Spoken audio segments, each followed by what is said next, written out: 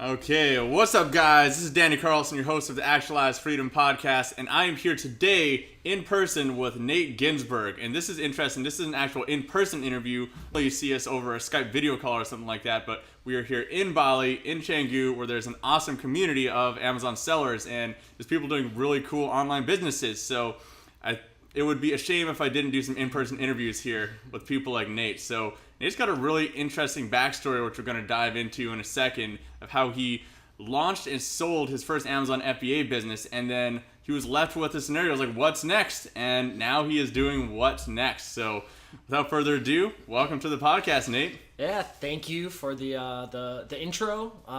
It's been super cool hanging in Bali. Excited to get to jam it out on the mic.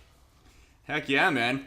So, tell me a little bit about this place that we're in right now here. Like, for people who can't see on the video, but we got a view right behind us of the ocean. We're like, how far from the beach? Like 2-minute walk or something like that? Yeah, we're hanging at my place here in Canggu, Bali, which is where we met.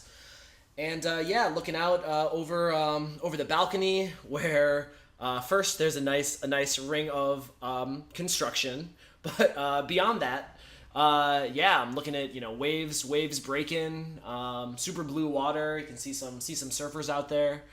Maybe a 2-minute walk from the beach. It's Canggu is nice.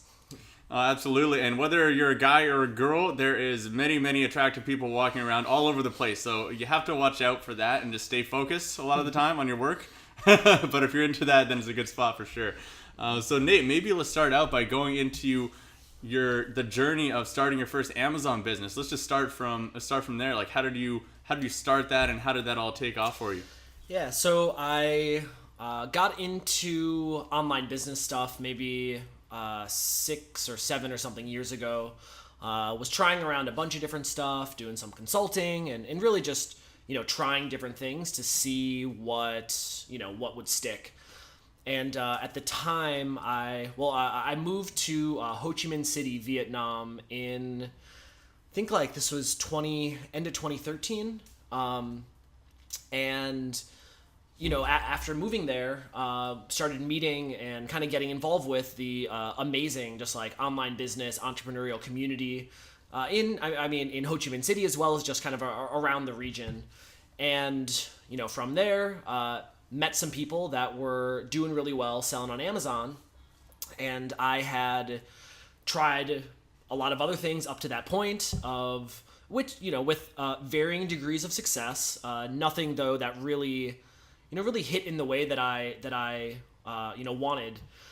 And so had some friends that were doing on Amazon, and I guess this was maybe a year later. So I think the end of 2014 was when I was starting to kind of get serious thinking about selling on Amazon, and was really fortunate to have some amazing friends and people around me that were so generous with their time and knowledge, and really just showing me how the business model worked, and what I had to do, and really just helping me get started, and eventually what led to launching my first product. And that was my first product. Went live, I think, in the spring of 2015. And that was how it all, got started from there. And maybe you can speak a little bit to the power of surrounding yourself with those other Amazon sellers, those people that were kind of showing your ropes, right? Like, what did that do for you when you're just starting out, do you think? Yeah, I'm a huge believer in you are the average of the 5 people you surround yourself with. And this has and continues to just be, so powerful in, everything in my life. And I'm, very much evidence of that rule, in effect, of being able to surround yourself with the right people. You just, learn and kind of, just absorb, and, in a lot of ways can get, pulled up by the community that's around you. And that's why for me, I've traveled a lot, or been traveling a lot the last few years. And, for me, it's all about, people and community, and, finding those communities that, I'm happy or proud or, motivated to be an average of those 5 people, because it's really powerful, whether you like it or not. You're going to become, the average of those people you're surrounded by. And so better to be intentional about it, versus, maybe becoming, the average of some people that you might not want to be. Oh, absolutely. And like, that's part of the reason why I'm actually considering right now just basing myself out of Bali instead of Vancouver. Like, I was going to go back to Vancouver after, I was in the Philippines for 4 months, but I like Bali so much, I think I'm just going to stay here for who knows how long and just make this my new home. Honestly, because you're just surrounded by so many other inspiring entrepreneurs out here. Just the vibe, like you said, is kind of rising all ships, right? Yeah, totally agree, and echo the sentiments about, the community here in Bali. And yeah, like, met you here, had dinner last night with this other, was introduced to this really like interesting Amazon guy who's got a really big business, as well as just all kinds of different, entrepreneurs and as well as, lifestyle and health. And it's just like a really interesting community of smart people that are doing cool stuff. And yeah, it's a special place here. Heck yeah, man. So tell me a bit about the sale of your business. What was that whole process like? Like, did it just reach a certain point where it just made a lot of sense to you to sell, or was that always the goal? Yeah, so our sale came pretty, I guess, surprisingly. Wasn't planned for. So also to step back, so I started the business, launched the first product in, say, the spring of 2015. Did okay, then launched the second product that summer, and that was the one that really like hit, and it started selling. I thought it was gonna sell 10 a day or 15 a day, and all of a sudden this thing, it's selling 20 a day, 30 a day, 40 a day, then boom, out of stock. And I'm like maxing out my credit cards, air shipping as much as I can, try to like, get these things stay in stock. And all right, back in stock, 20 a day, 30 a day, 50 a day, boom, out of stock again, all right, back in stock, 50, 60, 70, out of stock. And, we kind of rode that for, into the first, holiday season, into November, December, launched a handful of other products.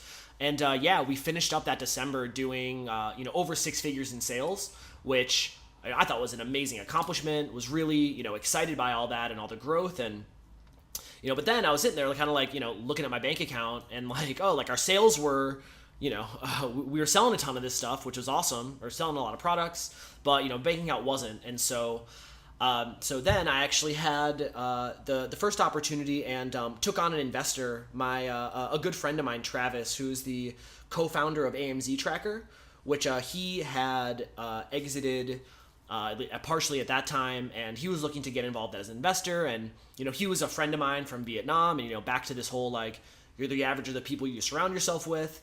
I was very excited and grateful for the opportunity to get to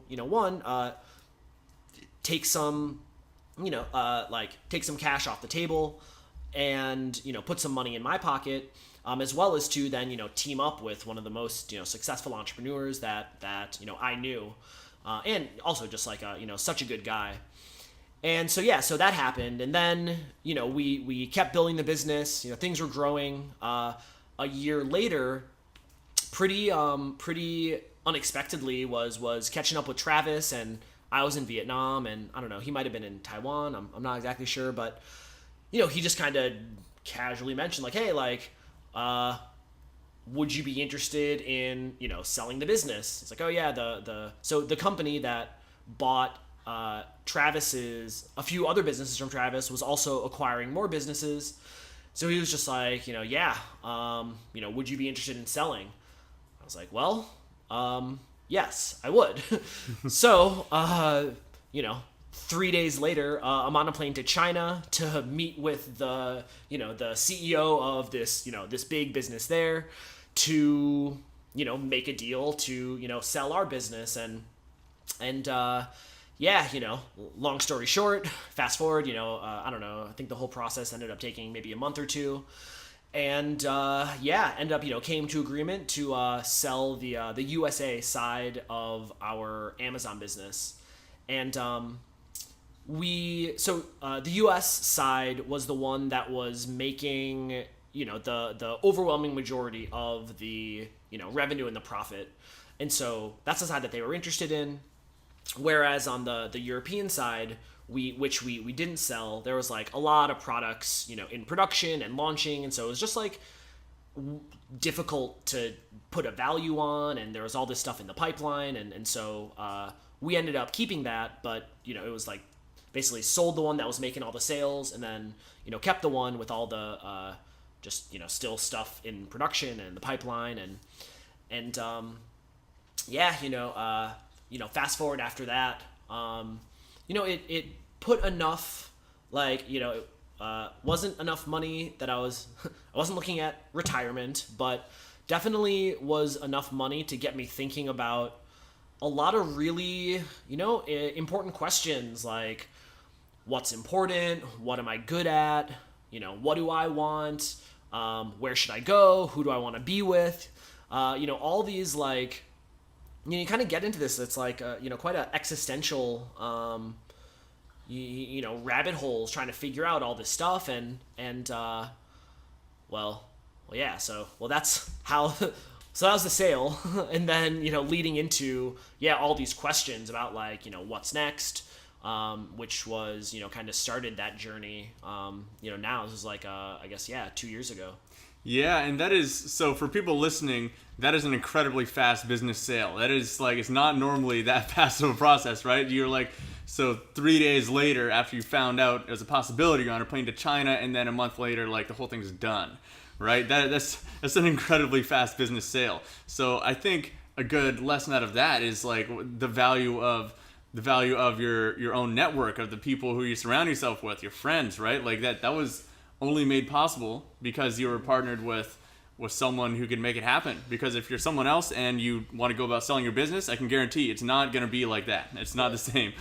No, absolutely. And to to echo that, a few I think pretty important things to note or takeaways. One is, like you said, like the value in your network and your community, and that being one in terms of how that leads to opportunities. And additionally, when it comes to business sales, whether you're buying, whether you're selling, something that I've definitely learned is that, you only need one person or business that, is interested and is the right fit.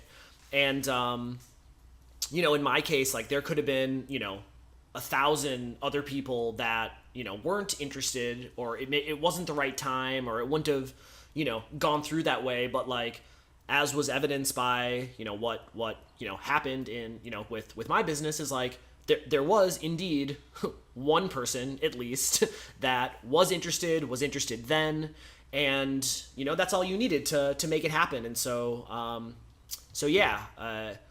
it doesn't have to be the right fit or the right opportunity for everybody, as long as it's the right fit or opportunity for one person. Yeah, it's so powerful.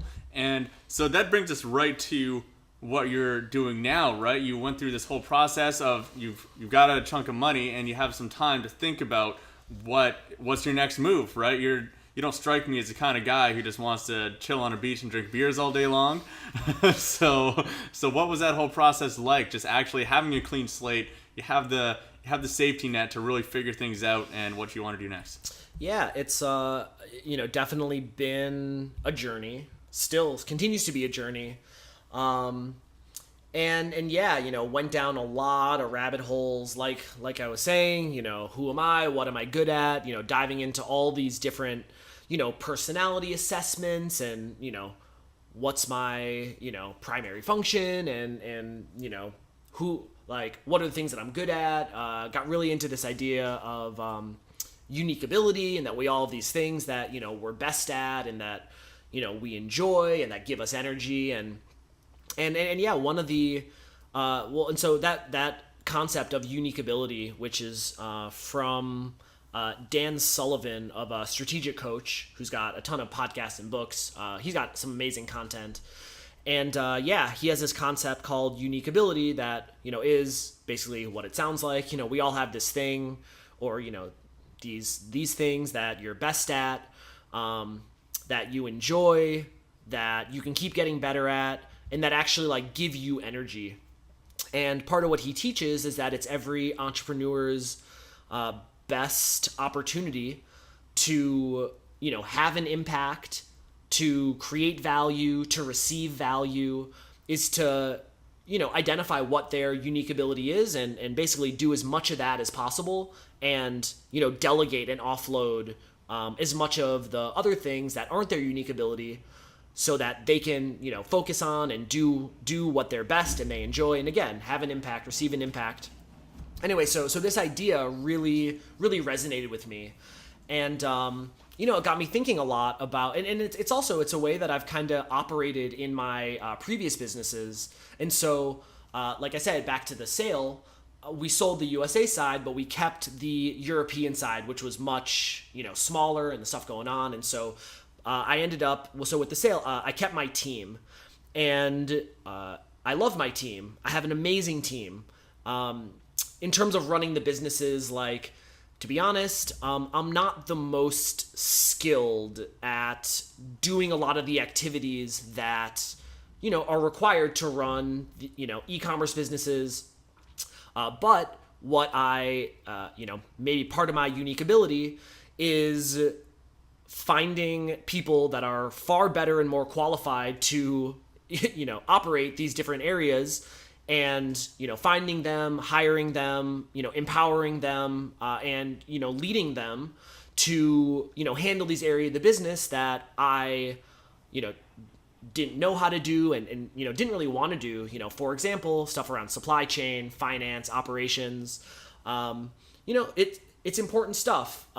You got to get your goods from, point A to, point B to the Amazon warehouses, whatever. And yeah, that was always part of the business that like I never really enjoyed. I mean, I don't know, like it's especially getting started, like it can be hectic trying to coordinate with all the freight forwarders and getting everything through customs and needing to get the documents from the factory to get this to that to like, anyway, all this stuff that has to get done.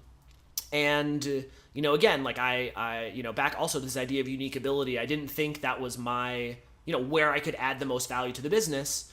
What I was able to do was, get some amazing people around me to, handle all these areas that I, didn't want to or wasn't able to myself.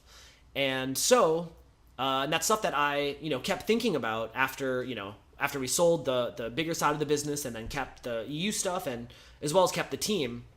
Just kind of got me thinking like, oh, well, like, maybe there's some other people out there, other sellers similar to me that, don't enjoy finance, don't enjoy supply chain, don't enjoy some of this operation stuff. And also maybe they don't enjoy the hiring and, training and onboarding and management side like I do. It's like, oh, like maybe my team could, help start assisting some other people with their businesses. And so started just kind of floating the idea around to some of my friends and, it wasn't too long before we, onboarded our kind of first handful of customers.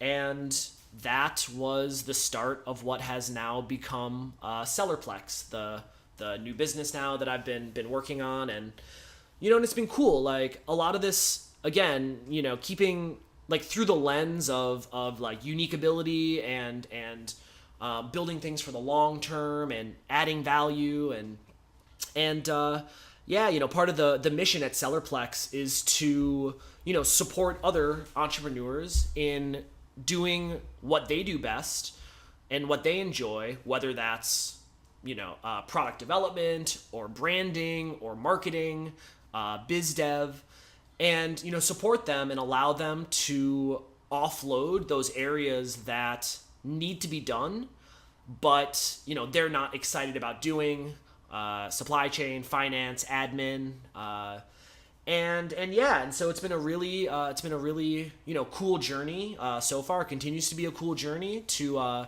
be able to one in the business like do activities that I enjoy and I think fall into my unique ability, as well as support other entrepreneurs in also doing what they do best and what they enjoy, and allow them to focus more on their unique ability and just be able to delegate the areas that they don't want to deal with, and just like help support them in growing better, more fun businesses.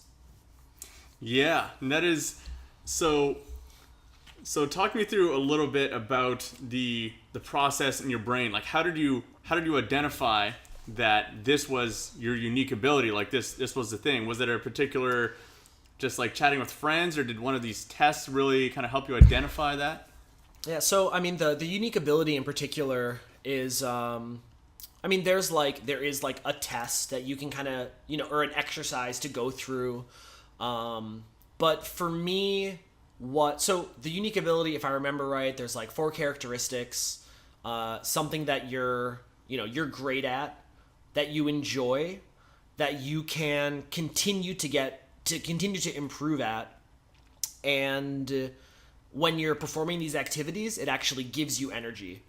And so I just kind of started looking through the activities that I was performing, kind of more through that lens, and in particular becoming more aware of this, the criteria of gives you energy, or on the other side, drains your energy. And so, and I'll say, before getting into Sellerplex, this new business, that wasn't the first new thing that I tried over the last, year or 2 years or whatever. Like, there were a lot of other varying degrees of, half-assed attempts at new businesses.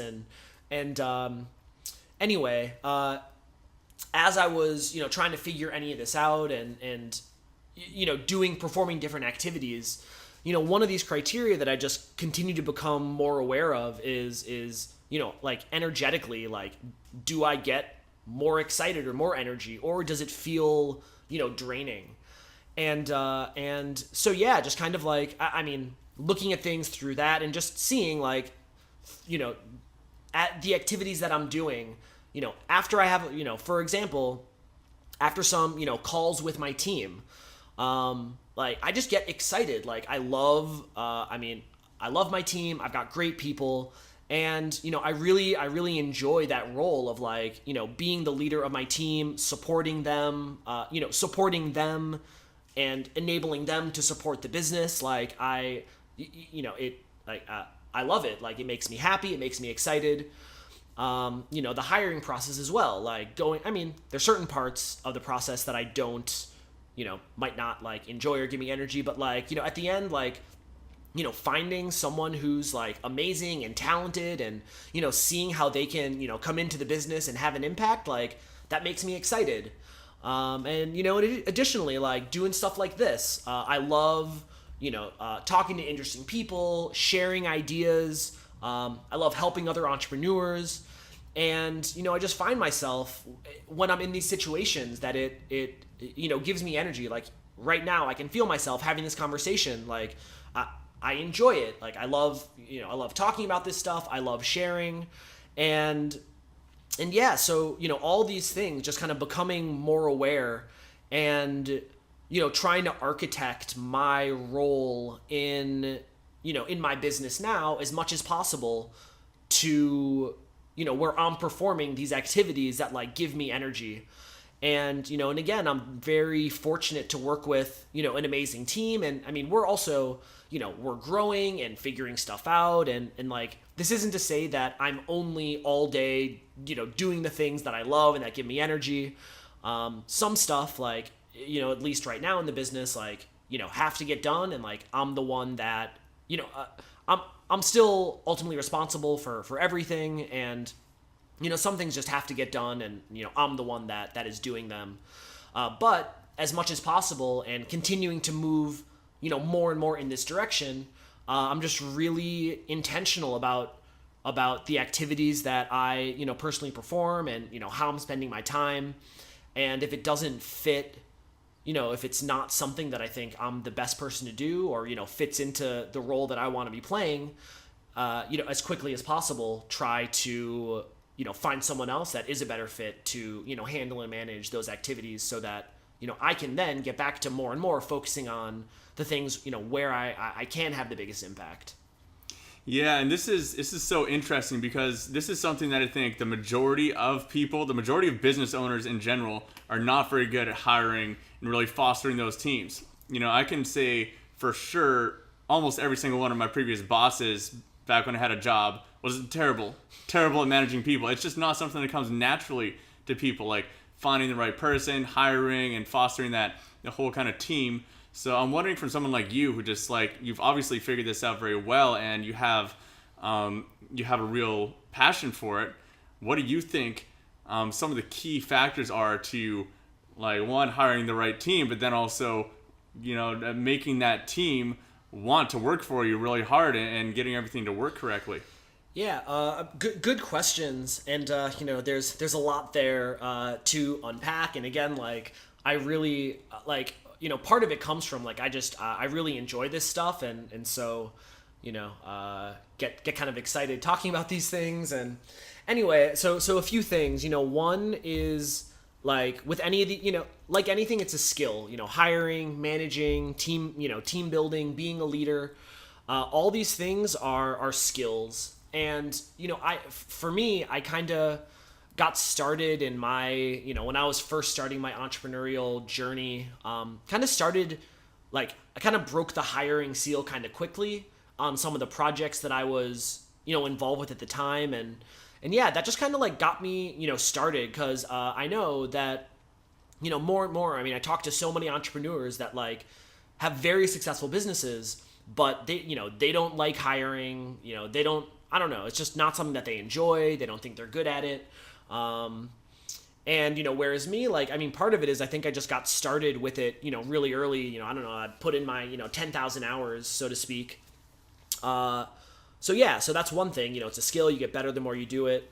And additionally, this is just communicating, being a leader, being effective at supporting and enabling your team to, achieve the different goals. I don't know, these are all things that I'm also very, I love psychology and communication. And so, I've read a ton of books about all this stuff.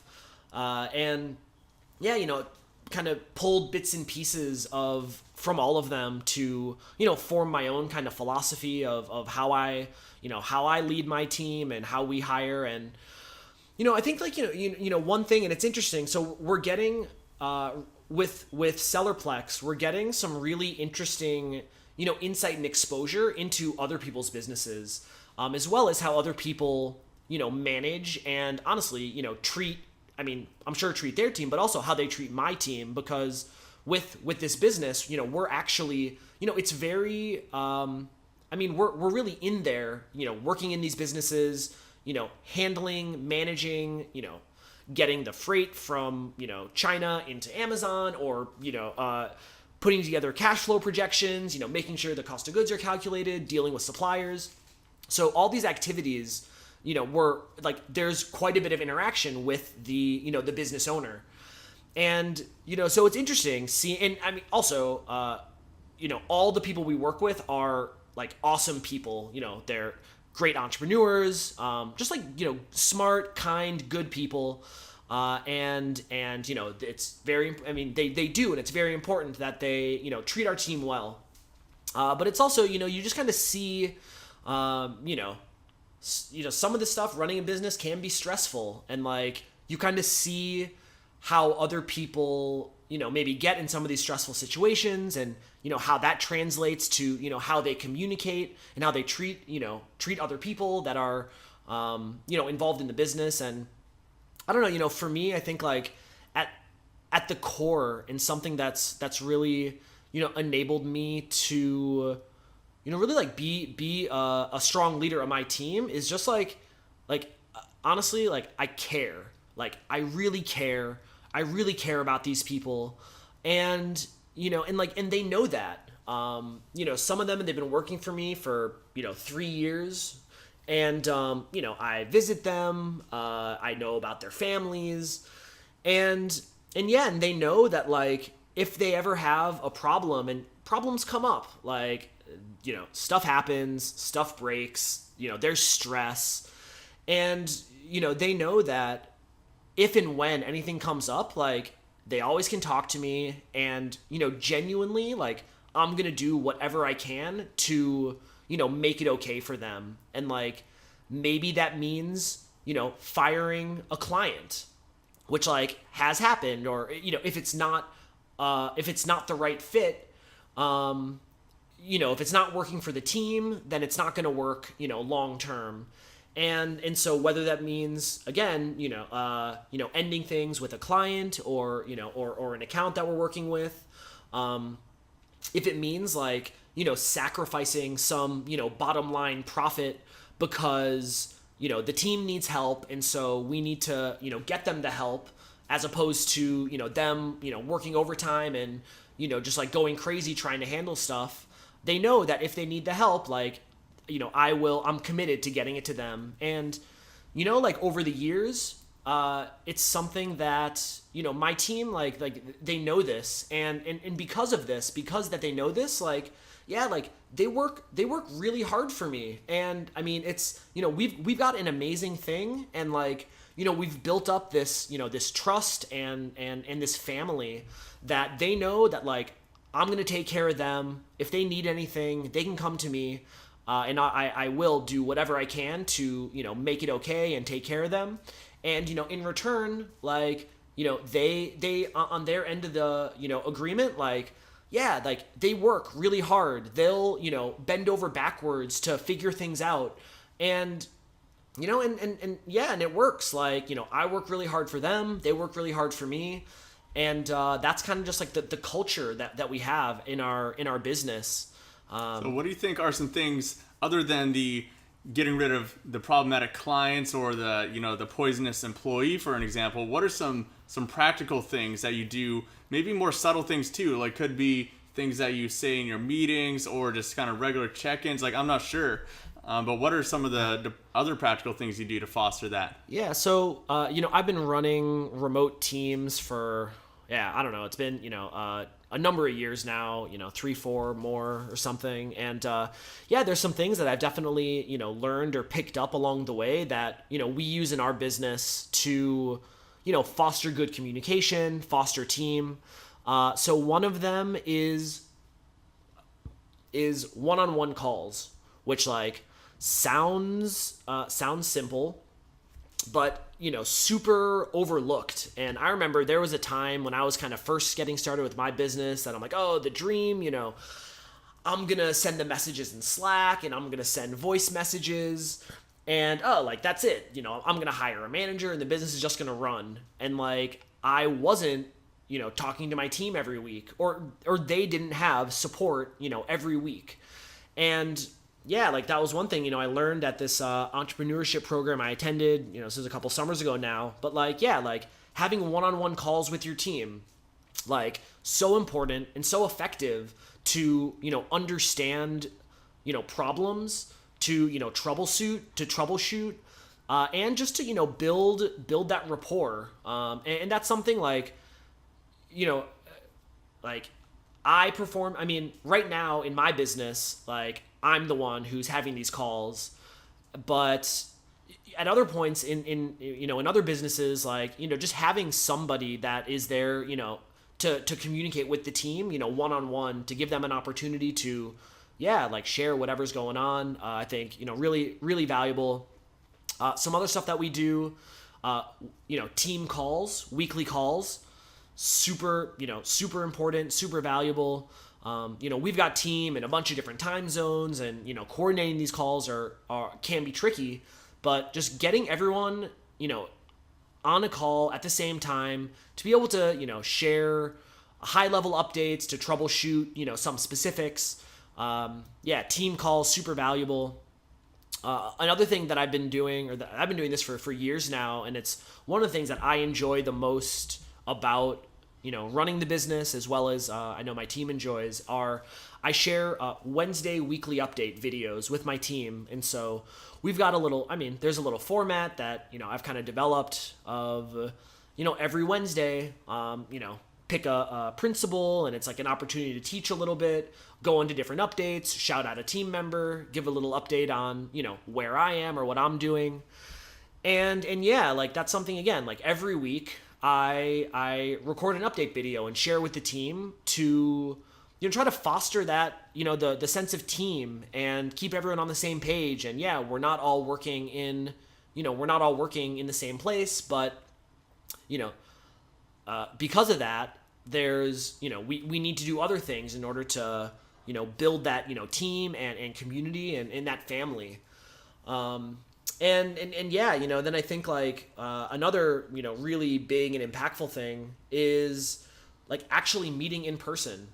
And so, I've gone and visited my team now over, it's been, I don't know, four times we've had kind of different team meetups and, flying people in from, different parts of the world. It can be expensive, and it can be, it can be, challenging logistically, but like, meeting in person, is so impactful for, for the relationships that you have, online, offline. Yeah, really, really valuable. And like, yeah, it can be expensive in terms of, how much it actually costs in order to organize, as well as like, the time and the effort and yeah, like the hassle to, coordinate all this stuff and, you're flying, but yeah, the results are so worth it, to be able to really, have this, yeah, to, build that team culture. So yeah, those are some things that we do, that, yeah, I think, enable us to, or yeah, some of the things that enable us to have the strong culture that we do. So you guys have a really interesting insight into different Amazon sellers' businesses. Usually like Amazon sellers they already have successful products, they have everything up and running.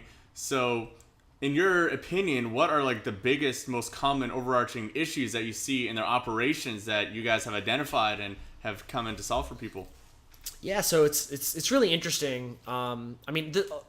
All this is super interesting, and part of it is like I think we all have a natural tendency to think that the way that we do things or the way that we understand things is how everybody does things or understand things. And with my business, I just like I said, like I always loved hiring, and I was very quick to hire and put people in these different roles. And also, to be honest, like I'm not particularly organized. I mean, organization is not like a strong suit, but I know that organization is important. And so I, very intentionally would hire people around me that are far more organized, that are far better at, supply chain, finance, and just kind of assumed that like, oh, like other businesses, do the same. And yeah, it's been really interesting seeing, getting insight into some businesses that are like, way bigger than mine ever have been, and seeing how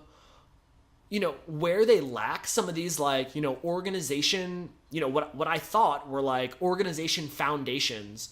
Some examples are having an effective folder and file naming structure for how you store and organize POs and invoices and product information.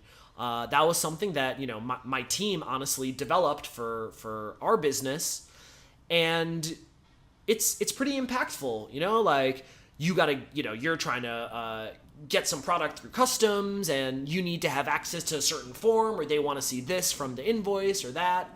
And if you're not able to if you don't have easy access to that information, it's just a hassle and stress and a mess. And so that's one thing that we've seen, and also that we help other businesses with, is like getting that organization in place that allows them to run their business and grow and scale effectively. And additionally, like a lot of it comes down to having the right like organization and, structures and processes and systems in place on the bottom level that enable you to perform the other things that need to be done then effectively. And so another thing is like, not an area that I personally enjoy, but like, calculating cost of goods. So, if you want to sell your business or if you want to take on an investment, then you need to have, accurate numbers. This isn't a choice. Like, you need to have accurate books, you need to have accurate numbers if you want to sell your business or take on investment. And so, okay, well, if you need accurate numbers, you need to be accurately calculating cost of goods after every shipment. And like, because cost of goods, it changes, different tariffs change, or, product price change, and, shipping costs change. And so again, if you want accurate numbers, you need to have accurate cost of goods. So you got to calculate them after every shipment. And like, if you don't have the right file organization structure in place, this can be a huge mess. And this is actually something we had a big project recently, working for this, actually a big fund that has bought a ton of they bought 10 Amazon businesses, and like the businesses that they took over like didn't have good organization in terms of how they kept all the invoices and POs and files, and yeah, so like in order to they have obligations to auditors because they're a fund and they've raised money, and they have these different financial requirements that they need to have accurate books. In order to have that, this was like a beast of a project on our end to go through all these random files and how to organize all this stuff to be able to come up with all these numbers. And yeah, that's stuff that, like, again, it's important.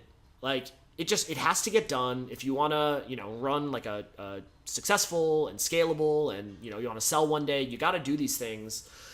And it's stuff, again, like with my business, we've always been pretty on top of, not because these are things that I personally am any good at, but because my team knows. And like I would stress to my team that we had to be organized, and they thankfully I have a wonderful woman who understands finance and the business needs around finance, who kept us organized and on top of this stuff.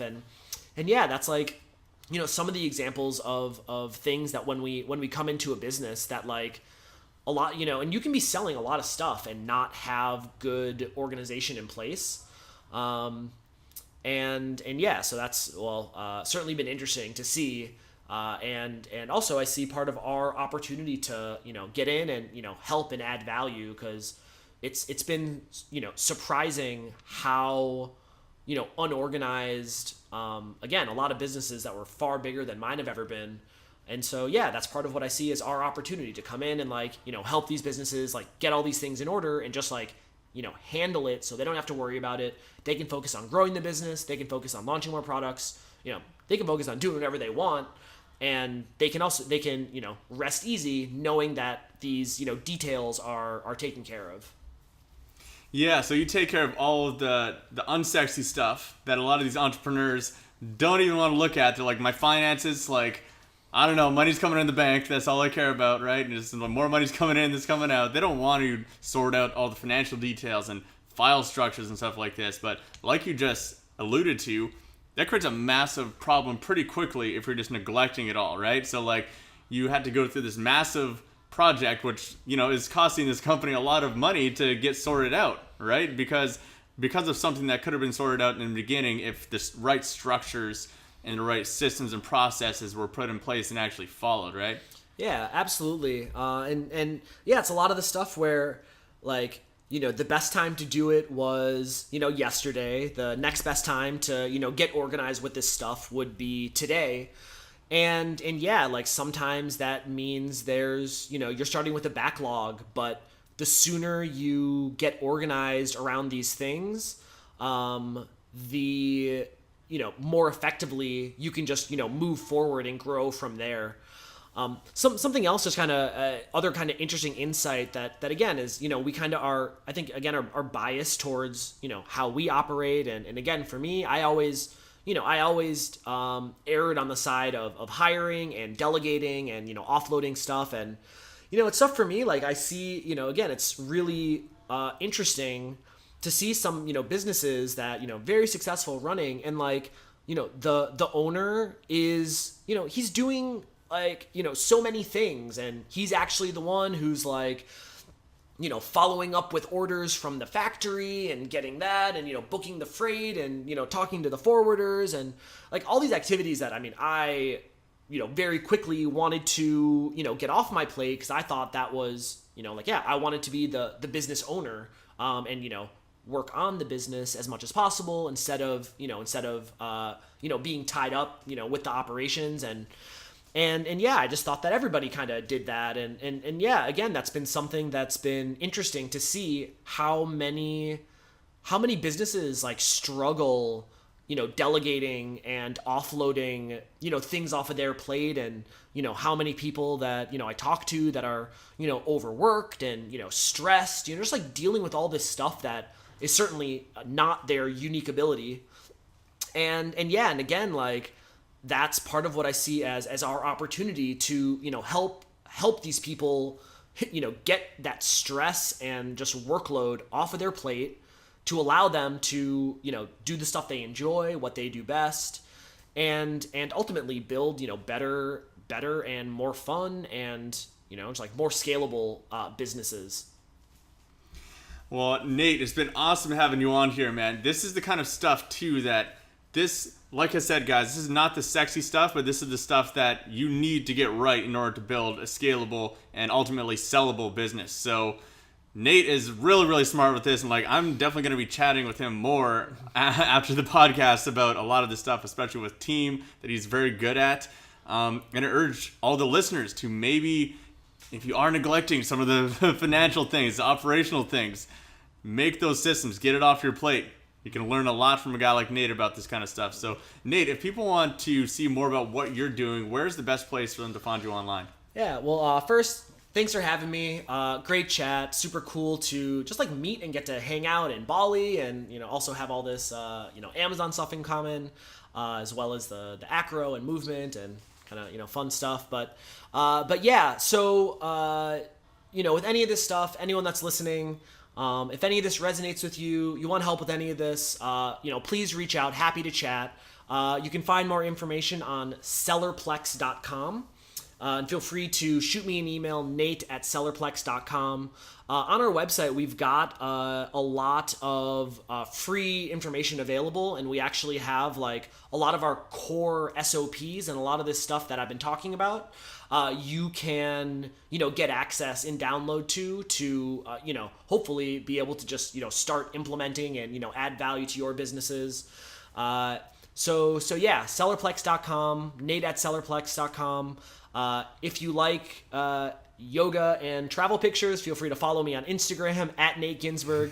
Maybe see some pictures of me and Danny playing around doing acro and handstands together here in Bali. Yeah, man. I mean, that's all my Instagram is, just all acro yoga pictures, or like me on a motorcycle or something like that. But yeah, come and join us in Bali, guys. Acro yoga here is pretty epic, with views of the ocean and some good waves if you're into the surfing and stuff like that. So if you guys want to see the show notes, then check out kenjiroi.com/blog to find Nate's episode there. And if I can ask you guys a favor, if you guys would go on iTunes and just leave a review, or on Spotify or whatever crazy app you're listening to this podcast on these days, just let me know what you're thinking about the podcast. Give me an honest review on there. You guys are Amazon sellers, so I'm not going to tell you to incentivize, leave some fake 5-star review. You just leave whatever you want on there. I don't want Jeff Bezos coming after me and trying to sue me or something. So until next time, guys, take care.